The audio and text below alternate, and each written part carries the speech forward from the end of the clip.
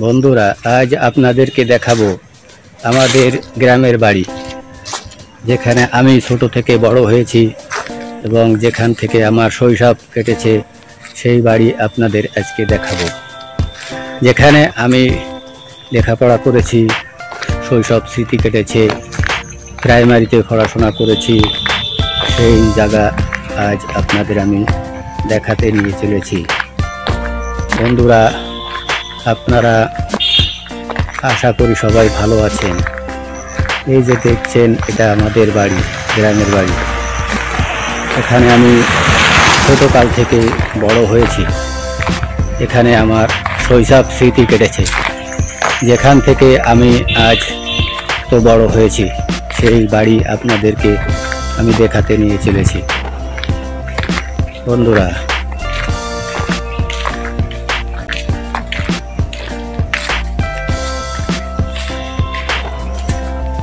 আমি আপনাদেরকে নিয়ে এসেছি আমার গ্রামের বাড়িতে, গ্রামের বাগানে, যেখানে মানুষজন এখন তেমন বসবাস করে না, পড়ে রয়েছে। এটা হচ্ছে আমাদের সেই পুরনো বাড়ি, যেখান থেকে আমি ছোটকাল থেকে বড় হয়েছি। সেই বাড়ি আপনাদের আমি দেখাতে নিয়ে এসেছি। দেখুন, এটা আমাদের সেই পুরনো বাড়িটা। এখন তেমন লোকজন এখানে থাকে না, তাই বাগান কাটালে ভরপুর হয়ে গিয়েছে। এটা আমাদের ঘর, এটা আমাদের বাগান, বাড়ির বাগান। এটা আমাদের রান্নাঘর। এদিকে দেখছেন আমাদের আরেকটা রান্নাঘর।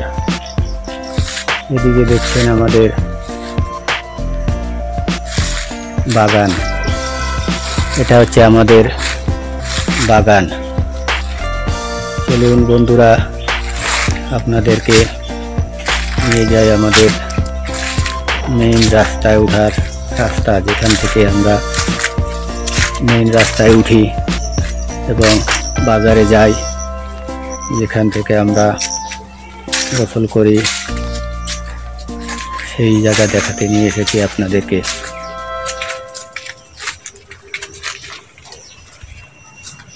আপনাদের দেখে ভালো লাগবে। গ্রামের পরিবেশ সকলেরই তো ভালো লাগার কথা।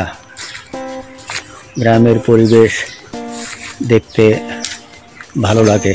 গাছগাছালি বাগান, বেশিরভাগ গাছগাছালি বাগান এখানে দেখা যায়।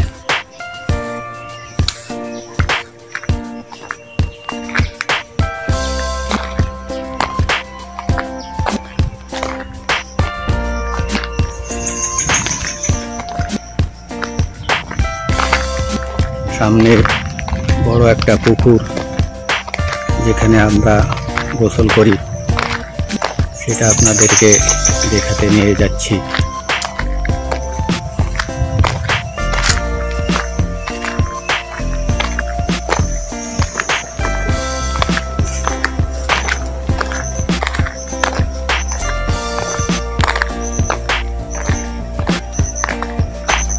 এটা আমাদের মসজিদ গেট। এখান থেকে আমরা মসজিদে যাই নামাজ পড়ার জন্যে। এইটা হচ্ছে আমাদের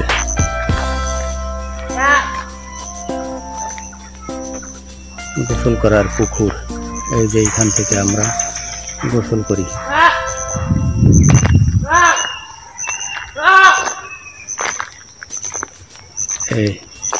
এটা আমাদের মসজিদে যাওয়ার গেট। মসজিদ ঠিকরিপাড়া জামে মসজিদ। এখান থেকে ঠিকরিপাড়া জামে মসজিদে যাওয়া যায়।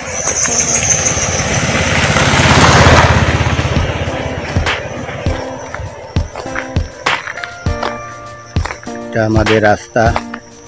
এখান থেকে ফকিরহাট বাজারে যাওয়া যায়, মূলগড় স্কুলে যাওয়া যায়, উপজেলায় যাওয়া যায়।